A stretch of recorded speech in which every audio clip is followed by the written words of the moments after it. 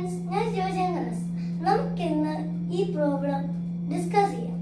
അത് നമുക്കിതൊന്ന് വായിച്ചു നോക്കാം. The product of two numbers is 216. If their HCF is 6, what is the LCM?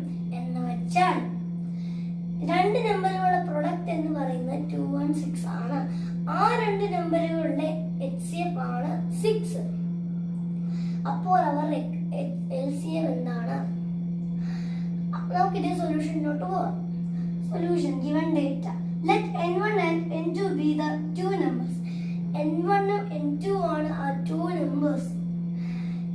n1 നെ n2 നെ മൾട്ടിപ്ലൈ ചെയ്താണ് 216. അത് നമുക്ക് ഇവിടെ ക്വസ്റ്റ്യനിൽ തന്നിട്ടുണ്ട്. അപ്പം the HCF of n1 and n2 equal to 6. HCF of n1 and n2 എന്ന് പറയുന്നത് 6 ആണ്. അപ്പം the LCM of n1 and n2 എന്താണ്? അപ്പം ഇതിന് നമുക്കൊരു ഇക്വേഷൻ ഉണ്ട്. LCM equal to n1 into n2 divided by HCF. ആ വാല്യൂസ് നമുക്ക് സബ്സ്റ്റിറ്റ്യൂട്ട് ആയിട്ട് കാണിക്കാം. n1 ഉം n2 ഉം കൂടെ മൾട്ടിപ്ലൈ ചെയ്ത് നമുക്ക് കിട്ടിയതാണ് 216. 216 നമ്മളിവിടെ എഴുതും. അപ്പം ആ രണ്ട് നമ്പേഴ്സിന്റെ HCF എന്ന് പറയുന്നത് 6 ആയതുകൊണ്ട് അത് നമുക്ക് ക്വസ്റ്റ്യനിൽ തന്നിട്ടുണ്ട്. അതുകൊണ്ട് നമുക്ക് ഇവിടെ 6 എന്ന് എഴുതാം. 216 ഡിവൈഡ് ബൈ 6.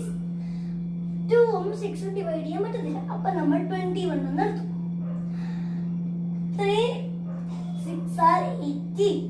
അപ്പൊ നമുക്ക് സെപ്പറേറ്റ് ചെയ്തപ്പോൾ കിട്ടിയതാണ് 3. ഈ 6 നമ്മൾ ഇങ്ങോട്ട് കൊണ്ടുവന്നു.